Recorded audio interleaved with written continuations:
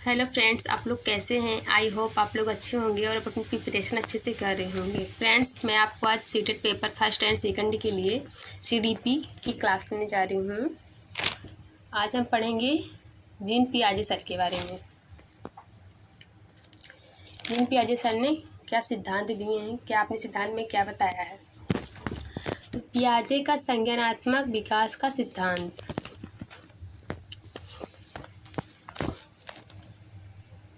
Doctor gene पियाजे एक Swiss मनोवैज्ञानिक थे और मूल रूप से एक प्राणी विज्ञान के विद्वान थे, एक जूलॉजिस्ट थे।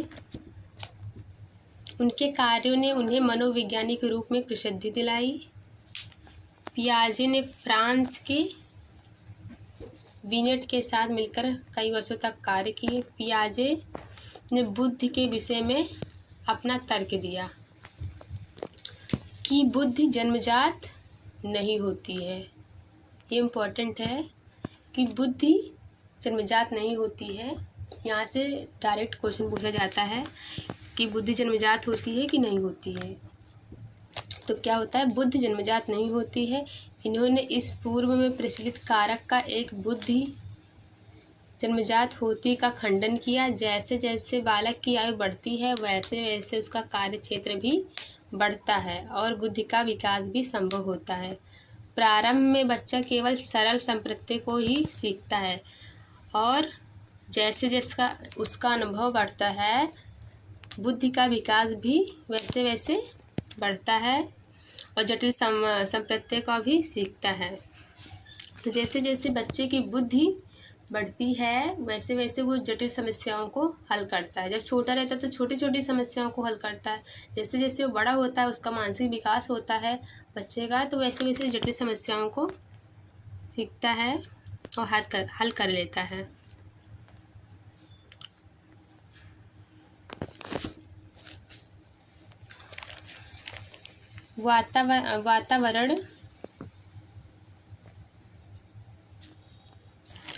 वातावरण एवं क्रियाओं का योगदान सीखने में महत्वपूर्ण होता है। ऐसा पियाजे कहते हैं कि वातावरण एवं क्रियाओं का योगदान सीखने में महत्वपूर्ण होता है। पियाजे यह भी कहते हैं कि सीखना कोई यांत्रिक क्रिया नहीं बल्कि एक बौद्धिक क्रिया है। सीखना क्या है, एक बौद्धिक क्रिया है। सीखना एक संप्रत्यय निर्माण करना होता है और निर्माण करने की यह प्रक्रिया सरल से कठिन की ओर चलती है। पहले जब बालक का अनुभव होता है उसकी आयु कम होती है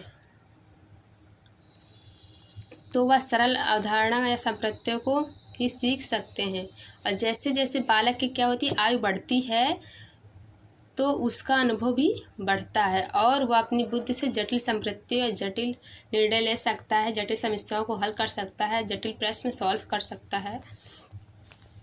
बालक की सत्य के बारे में चिंता करने की शक्ति परिपक्वता स्तर और अनुभव स्तर के अंतःक्रिया पर निर्भर करती है तथा निर्धारित होता है। इसलिए मनोविज्ञान ने इसे अंतःक्रियावादी विचारधारा नाम दिया और मनोवैज्ञानिक ने इसे संप्रत्यय निर्माण सिद्धांत भी कहते हैं। मनोवैज्ञानिक इसे क्या कहते हैं, संप्रत्यय निर्माण का सिद्धांत।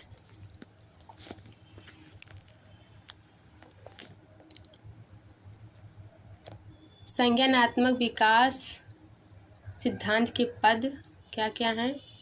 तो संज्ञानात्मक विकास के सिद्धांत में पियाजे के दो पद हैं, एक संगठन और दूसरा अनुकूलन है।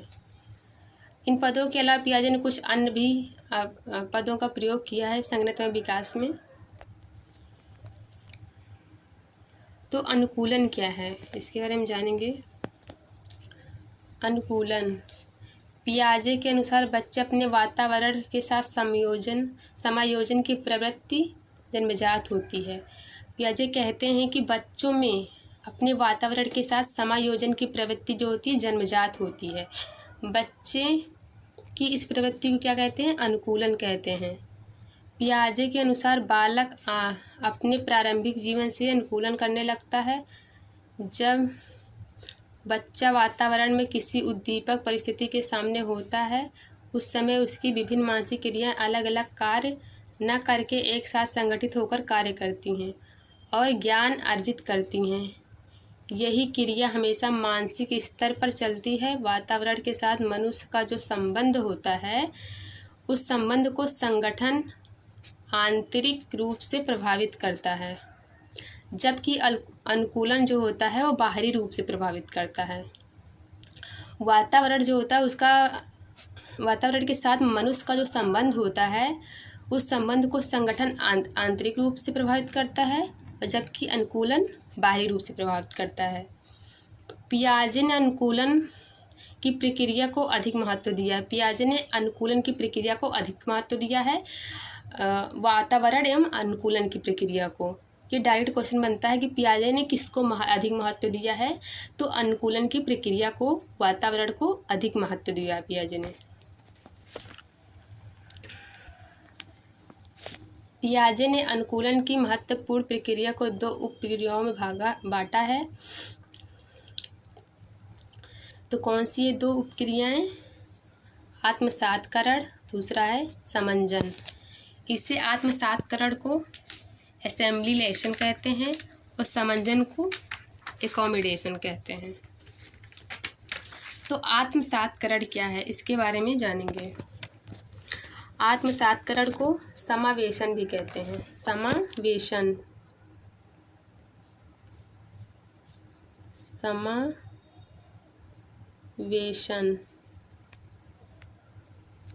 और समंजन को समायोजन कहते हैं। समायोजन, कहीं कहीं पे आत्मसातकरण या आत्मसातीकरण या समावेशन लिखा होता है और समंजन में समायोजन लिखा होता है। तो आप लोग ज़्यादातर इंग्लिश पे ध्यान देंगे, थोड़ा इसमें बहुत ज़्यादा कन्फ्यूज़न होता है, असेंबलीलेशन और एकोमोडेशन, ठीक है। तो समावेशन क्या होता है? आत्मसातकरण बिना अंतर किए पुरानी जानकारी में नई जानकारी शामिल कर लेना, ये क्या है? समावेशन। आत्मसातकरण एग्जाम्पल, काला रंग समान होने के कारण एक बालक द्वारा कोयल को कौवा समझना।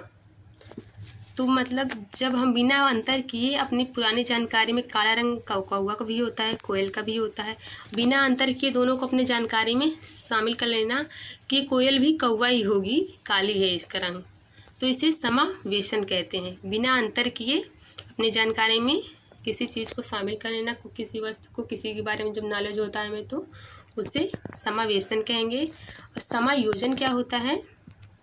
समायोजन नए तरीके से अंतर करना क्या होता है?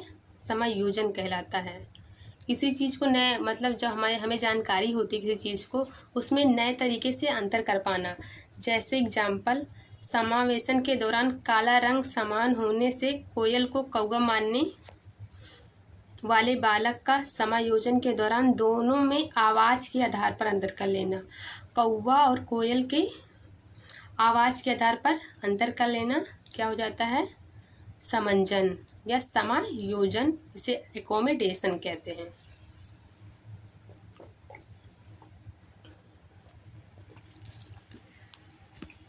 फ्रेंड्स आगे देखेंगे, इतना समझ में आ गया ना आत्मसातकरण क्या है, इसको हम नहीं पढ़ेंगे। और समंजन क्या है? समंजन क्या है? अंतर करके और इसमें बिना अंतर किए किसी भी चीज़ को अपने अंदर, अपने मस्तिष्क में या अपने अंदर ग्रहण कर लेना आत्मसातकरण कहलाता है। और समंजन क्या है? अंतर करके उसे अपने मस्तिष्क में रखना या क्या है, अपनी जानकारी में शामिल करना समंजन है। एकोमोडेशन, ठीक है, इसमें यहाँ पे गलत हो गया है, एकोमोडेशन यहाँ लिखा रहना चाहिए।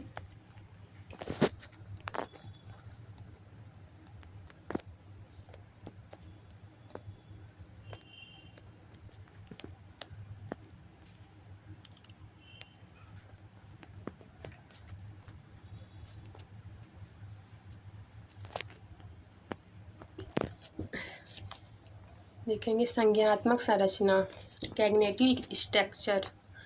पियाजे के अनुसार संज्ञानात्मक विचार से तात्पर्य बालक के मानसिक संगठन से है, अर्थात बुद्धि में संलिप्त विभिन्न क्रियाएं जैसे प्रत्यक्षीकरण, स्मृति, चिंतन तथा तर्क इत्यादि ये संगठित होकर कार्य करते हैं। वातावरण के साथ समन्वय संगठन का ही परिणाम है।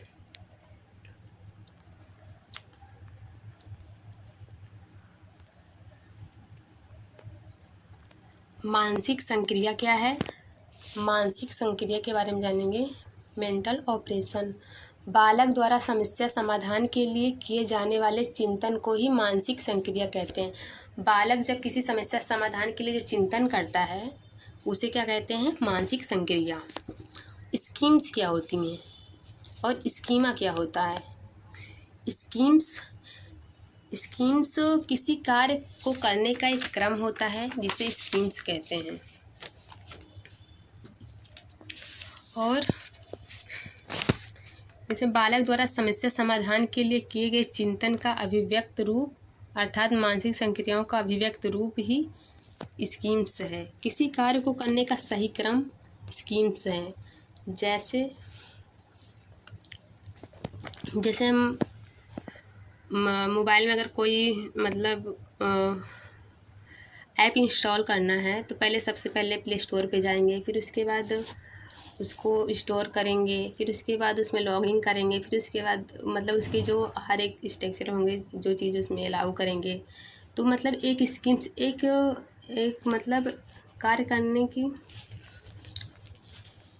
कार्य करने का एक सही क्रम होता है। क्रम से कार्य करेंगे। या घर के अंदर हम हिल रहे हैं तो सबसे पहले हम दरवाज़ा खोलेंगे, फिर उसके बाद उसके अंदर फिर रूम में जाएंगे। तो ये कार्य करने का सही क्रम है, इसके स्कीम्स कहते हैं। किसी कार्य को करने का सही क्रम स्कीम्स होता है। और स्कीमा क्या होता है? एक ऐसी मानसिक संरचना जिसका सामान्यीकरण किया जा सके, स्कीम्स होता है। स्कीमा होता है एक ऐसी मानसिक संरचना जिसका सामान्यीकरण किया जा सके, स्कीमा होता है। और उम्र और परिपक्वता बढ़ने पर स्कीमा क्या हो जाता है? जटिल हो जाता है।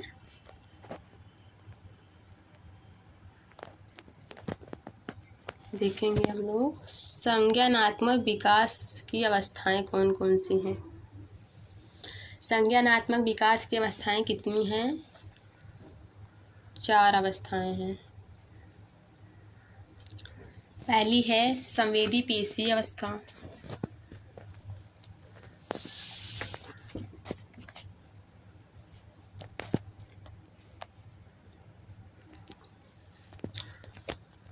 ये इम्पोर्टेंट नहीं है ज़्यादा फ्रेंड्स, ये यहाँ से पढ़ेंगे हम लोग। संवेदी पेशीय अवस्था। दूसरी क्या हो जाएगी इसमें?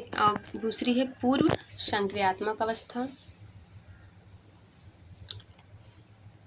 और तीसरी है मूर्त संक्रियात्मक अवस्था। और चौथी है औपचारिक संक्रियात्मक अवस्था। तो पियाजे ने चार अवस्थाएं दी हैं विकास की। संवेदी पेशीय अवस्था, पूर्व संक्रियात्मक अवस्था, मूर्त संक्रियात्मक अवस्था और औपचारिक संक्रियात्मक अवस्था।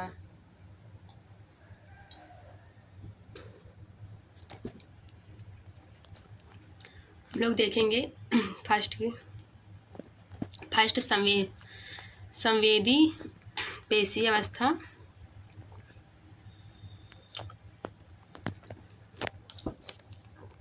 संवेदी पेशीय अवस्था या इंद्रिय गतिक अवस्था, इसको 2 नामों से पूछ जा सकता है। संवेदी पेशीय अवस्था या इंद्रिय गतिक अवस्था। यह संज्ञानात्मक विकास की प्रथम अवस्था होती है। इस संज्ञानात्मक विकास की क्या होती है? प्रथम अवस्था होती है।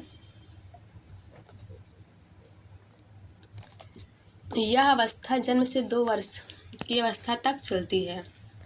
कब तक होती है? जन्म से लेकर 2 वर्ष की अवस्था तक। जन्म के समय बालक केवल सरल क्रियाएं ही करता है। बच्चा इस अवस्था में ज्ञानेंद्रियों की सहायता से वस्तुओं, ध्वनियों और रसों व गंध आदि का अनुभव करता है। जब बच्चा छोटा होता है 0 से 2 साल के अंदर, तो वो देखता है या सुनकर, आवाज़ को सुनकर ही अनुभव करता है। आवाज़ या किसी में स्मेल आती है, मतलब उसको इतना स्मेल के बारे में तो पता नहीं रहता। रंग या रस ध्वनि को आवाज़ से ज़्यादा उसको अनुभव होता है। आवाज़, वो अपनी मम्मी की आवाज़ को तुरंत पहचान लेगा। इस सरल क्रियाओं को ही पियाजे सहज स्कीमा कहते हैं। इन्हीं अनुभूतियों की पुनरावृत्ति के कारण बच्चा संज्ञानात्मक विकास, आत्मसात व समंजन की प्रक्रिया शुरू करता है। जब परिवेश में उपस्थित उद्दीपकों को पता चलता है तो बच्चा अपने ज्ञानेंद्रियों द्वारा प्राथमिक अनुभव करता है।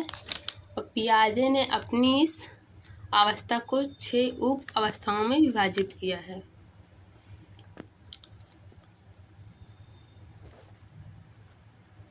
इसको भी 6 उप अवस्थाओं में विभाजित किया है। इसके अंदर संवेदी पेशीय अवस्था, इसके अंदर फर्स्ट जो अवस्था है, इसके अंदर और भी कई चीज़ें आती हैं, जैसे वस्तु स्थायित्व क्या होता है, इसके अंदर पूछेगा ये वस्तु स्थायित्व। और मानसिक निरूपण और अनुकरण करना, बच्चा जो होता है वो देखकर अनुकरण करता है, नकल करना। काल्पनिक खेल, वो अपने खुद में खोया रहता है बच्चा। काल्पनिक खेल फर्स्ट अवस्था में होता है, काल्पनिक खेल होता है। अनुकरण करना, इंद्रिय जनित आधारित अधिगम, या आंखों से जो देखता है उसको अपने मन में, दिमाग में सोचता रहता है छोटा बच्चा। वस्तु स्थायित्व, ये फर्स्ट अवस्था के अंतर्गत आता है। सेकंड क्या है? सेकंड है पूर्व संक्रियात्मक अवस्था। पियाजे के संज्ञानात्मक विकास की द्वितीय अवस्था पूर्व संक्रियात्मक अवस्था कहते हैं। ये क्या है? द्वितीय अवस्था है, पूर्व संक्रियात्मक अवस्था। जिससे बच्चे 2 से 7 वर्ष के बच्चे इसके अंदर आते हैं, पूर्व संक्रियात्मक अवस्था के अंतर्गत। कितने वर्ष के? 2 से 7 वर्ष के बच्चे।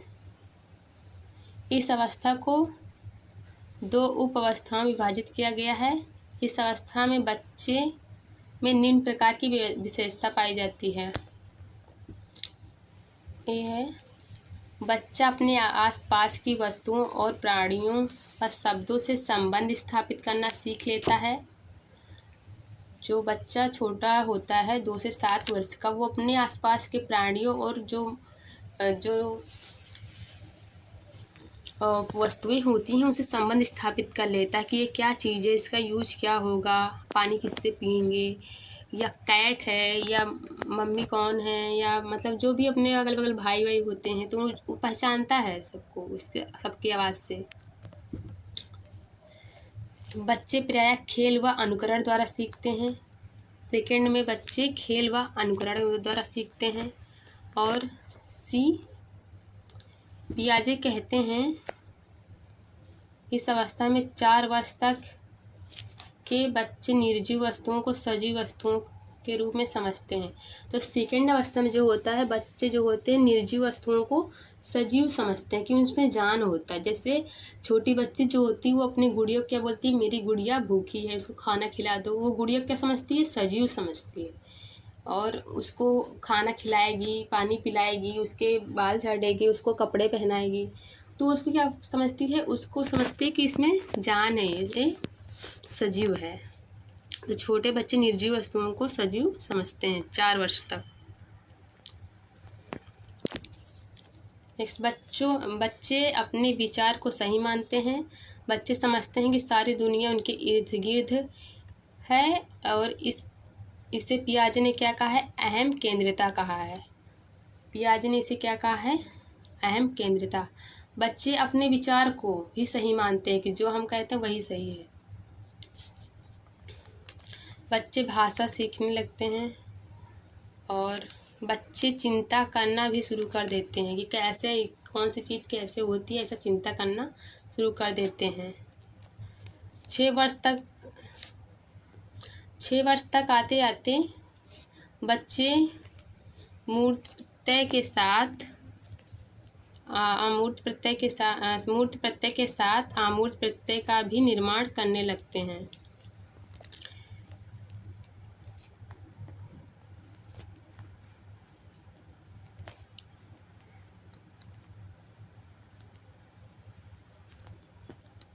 तो 6 वर्ष के बाद बच्चे क्या होते हैं, रटना शुरू कर देते हैं, अर्थात वे रट कर सीखते हैं, ना कर समझ कर। छोटे बच्चे होते हैं 6 वर्ष 7 वर्ष तक के बच्चे, 4 से 6 7 वर्ष के बच्चे, वो रट कर सीखते हैं, ना कि समझ कर। वो समझते नहीं किसी भी चीज़ को। अगर पढ़ाओगे, अगर स्कूल जाते या कोई चीज़ बताएंगे पढ़ाने के लिए, तो समझते नहीं वहाँ पर, वहाँ सिर्फ रट लेते हैं बस, ना कि समझते हैं। उनके अंदर समझने की शक्ति उतना नहीं होती है। बच्चा स्वार्थी नहीं होता है। इस अवस्था में बच्चा स्वार्थी नहीं होता है। धीरे धीरे वह प्रतीक को ग्रहण करना सीख लेता है। उस चिन्ह को, जो प्रतीक होता है कि कोई चिन्ह होता है, उसको ग्रहण कर लेता है। या कोई वस्तु दिखाओगे, यह चिन्ह किस चीज़ का है, तो उसको जानता है। कोई प्रतीक होता है तो किसी चीज़ का। इस अवस्था में बालक कार्य और कारण संबंध से अनजान होता है। कार्य कारण संबंध उसको नहीं पता होगा। ये बच्चा बहुत ज़्यादा छोटा रहता है। मानसिक रूप से अपरिपक्व होने के कारण वे समस्या समाधान के दौरान समस्या केवल एक ही पक्ष को जान पाता है। तो मानसिक रूप से अपरिपक्व होता है बच्चा सेकेंड एज में, अब वो क्या एक ही रूप को जान पाता है। जैसे अब कोई चीज़ है, 2 गिलास हैं, एक पतला है एक चौड़ा, मान लो एक गिलास है। इसमें क्या करते हैं हम लोग, इसमें शरबत डाल देते हैं, और दोनों मतलब इसमें मान लो कि जितना भी शरबत आता है, तो इसमें शरबत दोनों एक ही मात्रा में डालते हैं। तो इसमें क्या होता है, शरबत ज़्यादा भर जाएगा, ऊपर तक चला जाएगा, ये जना लगेगा कि ऊपर तक गिलास है। और इसमें जो चौड़ा गिलास होगा उसमें इतना ही, नीचे ही आधा ही रहेगा शरबत। तो बच्चा क्या देखता है, केवल एक ही पक्ष को देखता है। लंबाई को देखेगा बट चौड़ाई को नहीं देखेगा। वो बोलेगा कि मेरा सबसे ज़्यादा है, मैंने सबसे ज़्यादा शरबत पिया, ऐसा बोलेगा। तो एक ही पक्ष को समझ पाता है, दूसरे पक्ष को नहीं समझ पाता। थर्ड अवस्था क्या होती है, मूर्त संक्रिया अवस्था। मूर्त संक्रिया अवस्था, इस अवस्था की विशेषताओं का वर्णन पियाजे के निम्न प्रकार से किया पियाजे ने। यह अवस्था 7 से 11 वर्ष की अवस्था मानी जाती है, तक चलती है। 7 से 11 वर्ष के बच्चों के लिए होती है ये अवस्था। इस अवस्था में बालक अधिक व्यवहार व यथार्थवादी होता है। इस अवस्था में बालक अधिक व्यवहारिक और यथार्थवादी होते हैं। तर्क की क्षमता का विकास होना प्रारंभ हो जाता है। इसमें तर्क की क्षमता का विकास होना प्रारंभ हो जाता है, और अमूर्त समस्याओं का समाधान वे अभी भी ढूंढ पाते हैं। तो अमूर्त जो समस्याएं होती हैं उनका समाधान वे ढूंढ पाते हैं। ई है, इस अवस्था में बच्चे वस्तु को उनके गुणों के आधार पर पहचान करना शुरू कर देते हैं। तो इस अवस्था में क्या होता है, वस्तु को उनके गुणों के आधार पर पहचान करना शुरू कर देते हैं। गुणों के आधार पर क्या करेंगे, पहचान करना शुरू कर देंगे। चिंतन में क्रमबद्धता का अभाव भी होता है। इस अवस्था में थर्ड में क्या होता है, चिंतन का अभाव होता है। इस अवस्था में बालक कुछ क्षमताएं विकसित हो जाती है, जैसे कन्वेंशन, अर्थात जब कोई ज्ञान जो पदार्थ रूप में बदल जाता है, जाने के बाद मात्रा, भार और आयतन की दृष्टि से समान रहता है, उसे कन्वर्जेशन कहते हैं। नेक्स्ट है संख्या बोध, अर्थात गणित को जानना, वस्तुओं को गिनना शुरू कर देता है। इसके अलावा क्रमानुसार व्यवस्था, वर्गीकरण करना और पारस्परिक संबंध आदि को जानने लगता है। फ्रेंड्स, थोड़ा इसमें टाइपिंग मिस्टेक हो गया कहीं कहीं पे, तो इसके लिए ध्यान नहीं दीजिएगा। फोर्थ अवस्था क्या है, फोर्थ है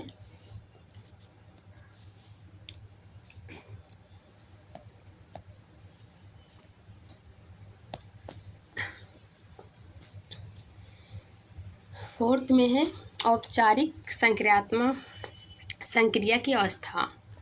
औपचारिक संक्रिया की अवस्था या अमूर्त अवस्था कहते हैं इसको। औपचारिक संक्रिया की अवस्था या अमूर्त। पियाजे के अनुसार संज्ञानात्मक विकास की चतुर्थ व अंतिम अवस्था की विशेषता निम्नलिखित क्या है? सबसे अंतिम अवस्था है चतुर्थ, लास्ट पियाजे की। इस फोर्थ अवस्था में, लास्ट अवस्था में क्या दिया गया? बच्चा विसंगति को समझने की क्षमता रखता है कि किसकी संगति अच्छी है और किसकी संगति गलत है, इसको समझने की क्षमता रखता है। बच्चे में वास्तविक अनुभव को काल्पनिक ये रूप से या परिस्थितियों में प्रक्षेपित करने की क्षमता आ जाती है। बालक घटनाओं की परिकल्पनाएं बनाने लगता है और इन्हें सत्यापित करने का भी प्रयास करता है। बच्चा इस अवस्था में विचारों को संगठित करना और वर्गीकृत करना सीखता है। इस अवस्था में विचारों को संगठित करना और वर्गीकृत करना सीखता है। और बच्चे प्रतीकों का अर्थ भी समझना शुरू कर देते हैं। फोर्थ अवस्था में प्रतीकों का अर्थ।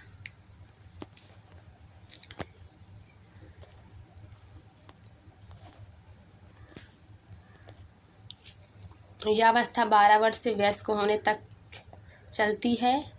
यह अवस्था संज्ञानात्मक विकास की अंतिम अवस्था होती है, जो फोर्थ अवस्था होती है संज्ञानात्मक विकास की अंतिम अवस्था है।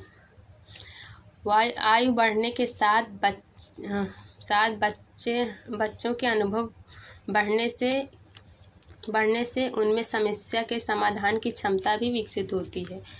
तो आयु बढ़ने के जैसे एज बढ़ेगी वैसे बच्चों का अनुभव बढ़ेगा और उसी के साथ समस्या समाधान की जो क्षमता होती है वो विकसित होती है।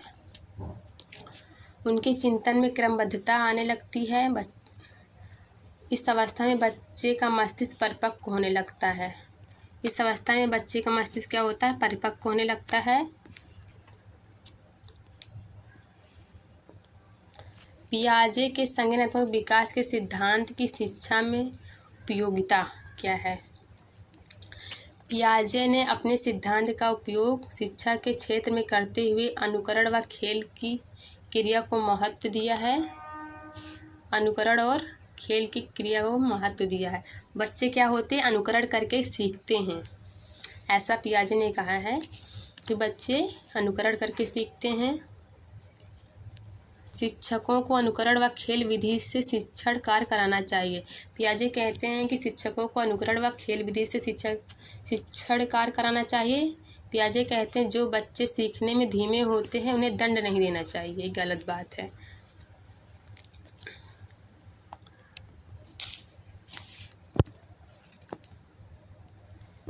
पियाजे इस सिद्धांत के अनुसार अभिप्रेरणा और बालक दोनों ही अधिगम व विकास के लिए आवश्यक हैं। इन दोनों को शिक्षा में प्रयोग करना उचित होगा।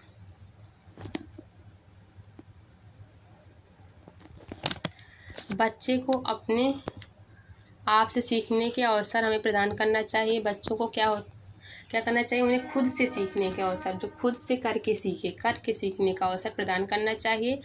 12 वर्ष की अवस्था में बच्चों को समस्या समाधान विधि से पढ़ाया जाना चाहिए, क्योंकि 10 से 12 वर्ष की आयु तक आते आते बच्चे में क्षमता विकसित हो जाती है।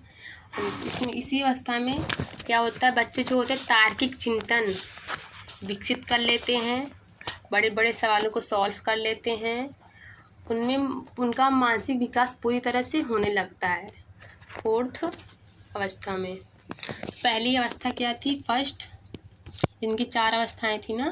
फर्स्ट कौन थी? ऐसे यहीं भी बता दे रहे। पहली अवस्था थी संवेदी पेशी अवस्था।